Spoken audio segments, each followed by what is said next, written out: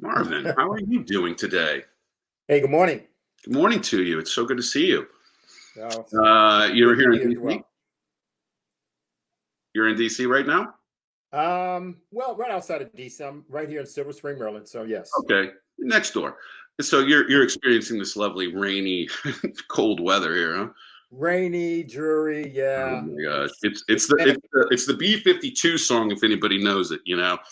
It's a dreary downtown day. At the end of my that's a good one. 34 leash is my little friend Quiche Lorraine. You know that song?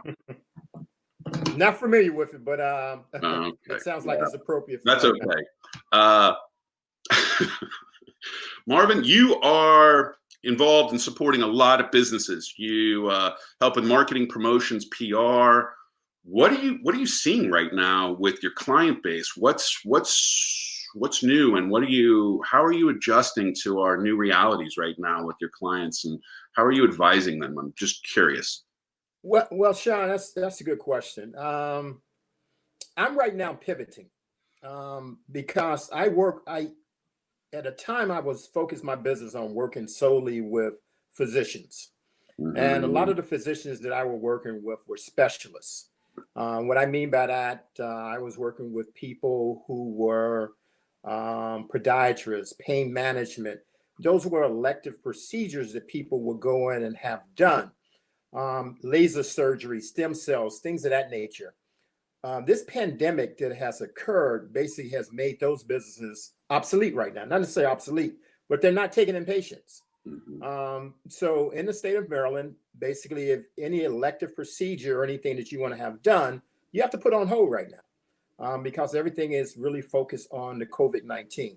Yeah. So what that has done for me is for 94th Street Marketing Group has made us pivot away from physicians and start looking at what's next. What can we help people with? How can we have them focus? And what I have noticed is even though I've been very big with my clients on social marketing, some of them were very hesitant about doing that. Postings, stand abreast with their clients and their patients. Hmm. So, what I've been looking at more in this particular round is how to help them get to more doing more social marketing because, as you know, we're going to come out of this pandemic. But that client base or that patient base may have moved because one, they may have lost their apartment, they may have lost their home, may have lost their job. So now you have to re-energize those patients or new customers in this particular case. And how would you do that, or how would you stay abreast with them if you did not have some type of social or outreach campaign? So with me, basically what I've looked at is how to pivot, how to look at new ways to help clients from some of this new technology, like for instance, what we're doing here with this broadcast that you created. How Hmm. can you use telemarketing or not telemarketing, telehealth to be in front of customers? How can you do something that's totally different to re-energize your customer base? So I've been reading a new book that I share, which is called The Inflection Point that basically talks about trying to see what is coming next. There's a good caption in the book that talks about how does snow melt, and it doesn't melt from the center; it melts from the edges. Okay, if you ever look at a new idea, a new concept, it comes from the edges. It doesn't come from the center. So you have to be able to see what is next, and that's what I'm looking at right now. What is next? What is next in What is this? next? What is next, Marvin? What do you think's next? Well, if you notice where we're leading towards more is how can me as a marketer or as a salesperson get engaged with what is happening in our universe right now? And what I mean by that is I have over 14, 15 years of health marketing. Right now, we are faced with what they call contact tracing. Okay. That's going to be a new brand of opportunity for entrepreneurs. Okay, if you really look at this, Hmm. and I'm looking at how can I get involved in that line of business right now? Hmm. How can I be valuable with what I know about healthcare and healthcare marketing? Get involved with that. How can I help doctors be more forthcoming about what may be next as it relates to health? Healthcare is going to look totally different now. So, I have a question, Marvin. So, sure. you know,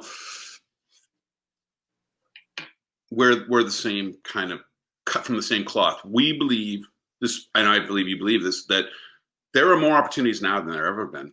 And Yes, even sir. more now after COVID-19 right now, there are more opportunities, and all those things that people were talking about related to online this and online that are now happening. And this is a great example right here, right now. But behavior change is hard. And we've had a few business builders on here that, it's unclear whether they're going to be able to take the action or change the behavior necessary to be able to adapt to the changing environment. How are you support? And doctors, from my experience, and I've worked with a lot of doctors, help them advise on starting a new business with a new technology or an existing business. And doctors, they can be challenging sometimes to work with. And so, what are you doing to help them shift behavior or take advantage of this moment where they might be more open to changing behavior than they were before? That's a good question. Well, this new era where we are has Yeah. made people look at things totally different. So, Mm-hmm. believe it or not, they're more open now that they're the two things that affect anyone and is life-changing behavior. So what you just spoke about. If my income has been affected, you're going to look at that differently. Yeah. Okay. If my livelihood has been affected, you're going to look at it differently. So it's not really hard to get them to change or look at things differently. It's just presenting it to them where they see now that I should have made that change. Okay. So this, as you just indicated, this pandemic has made everyone take a new look, a new lease on life. Mm-hmm. Okay. You have to look at your health a lot better. Yeah. You have to look at how you socialize a little different. The new normal is totally different here. If it wasn't for this pandemic, we would probably be right now at the Build a Better Business, looking at pitches and doing those things. In person. Right. Yeah. So now we have changed the paradigm. We're now doing this live via online. We're now having more interactions with people online. Mm-hmm. So we have already shifted our paradigm and not necessarily in a long period, but in a short period. It would have taken people probably 4 or 5 years to think about, or I'm going to say 4 or 5 or longer, or longer to think never about had doing doctors. something. They're like, I don't have to do that. Right. But now this new shift has made us really adapt to a lot easier and a lot clearer. Okay. So it's not really hard. They're faced with it, so they have to make the change. It's an easier sell. Let me say it that particular way. Yeah, so like behavior change and like reprogramming your brain and your behaviors, it's like 21 days or something. And it's part of the reason for 31 days. I wanted to change behavior completely. So at the end of this 31 days, I'm not the same as I was at day one. And hopefully people are participating in this. And because this has been going on for a couple months, more than a while, it really has changed behaviors, because now it's entrenched. Like it's part of who we are. It wasn't just 5 days and that was nice and I'm back to normal. But we know from 9/11 that there were people talking about how they were going to focus more on their purpose, how they were going to change their lives, how they were looking at the world in a new and amazing way.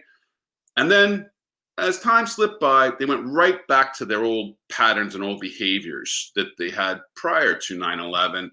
And I think most people probably don't even think about 9/11.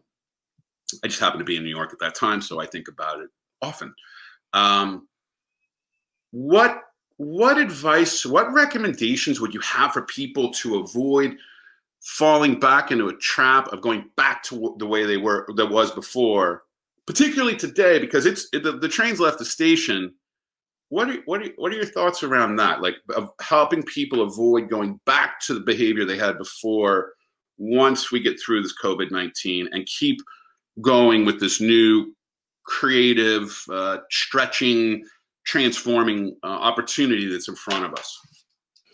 That's a good question, Sean. And I think how you started it off earlier with the vision board and listing the challenges, okay? Because we're not going to come out of this anytime quickly. This is not going to be a quick solution. Yeah. So if you're not planning right now, as you said, you're going to miss that train that already left the station. You won't be able to catch it at the next stop. You may be able to, Yeah. but it's Don't going let to it go take you too a while far. to jump on it. Okay. Yeah. So I would advise any entrepreneur, I advise anybody who's seasoned entrepreneur, basically is to keep themselves basically abreast of what's going on and use that vision board, what you just spoke of. Yeah. Looking at challenges, looking at ideas, and try to come up with a solution for them. It may not happen right away, but your mind is thinking about that. And the more you stay engaged about challenges and solutions, the better it be for your business. Because in a lot of scenarios, and again, as I mentioned about this book that I'm reading, Inflection Point, it talks about the Netflix, how it went from basically doing DVDs to becoming a digital platform to now doing independent movies. It took a long time for them to get that way. And how they entered the market was, if you, again, I'm probably dating my age here, remember Blockbuster, okay? Of course. Blockbuster had a lock on the market. Yeah. Netflix came in and started doing, because they used to charge these outrageous fees for people who didn't rewind the tapes. Right. Netflix came in and started basically giving it, said, we don't care. Then they started doing the digital, the little digital disc. And a lot of people, again, I'm dating my age here. But at a time, they started evolving. And that company went through so many different gyrations before it got to where it is today. So my point is, you may have that idea that you don't see, as, and I'm going to use the analogy again, how snow melts. It melts from the edges, okay? Mm-hmm. It may take a minute before it melts all together, before the idea comes to fruition, but you got to start thinking about it, and it's going to melt, and it's going to come. So you got to look at the edges and work your way in. So keep abreast of what's going on. Use the vision board, which you just spoke of, and just continue to see how you can come up with solutions to challenges. And today's is a problem right now. Yeah. How can I get myself involved in this from an entrepreneurial standpoint? How can I make it better? It's the whole analogy about building a better mousetrap. How can I make that mousetrap better? Yeah, and it's thinking different, right? It's not thinking the same way. The world has literally changed, and the way I look at it is, it's like we're 2 months into at least 24 months of change. Even if in 12 or 18 months there's a vaccine or sooner, it's still this long period of transition, because the damage has been done, and now hopefully it won't get worse. And now it's really a matter of thinking, at least in my mind, I'm planning 1 year at a time now. Again, 6 months, 1 week, 1 month, 6 months, but thinking in a year, can't really think much past a year at this point, because we just don't know enough. And so I guess the other thing is helping people to get comfortable being uncomfortable, because this is an uncomfortable, what you're talking about is uncomfortable, Marvin. How do you manage your uncomfortableness when it comes to having to reinvent yourself? I mean, you've been doing this a long time, and now you're having to reinvent yourself. How do you overcome the uncomfortableness of that? Oh, it's a challenge. Trust me, it's a challenge. Fair enough. It's pretty much engaging with other people and sharing ideas, sharing thoughts. As a matter of fact, I had a conversation with someone yesterday. Mm-hmm. We were looking at what's next. And as I said, I'm making a pivot and trying to say, how can, with my experience and knowing something about healthcare, get involved in this next wave?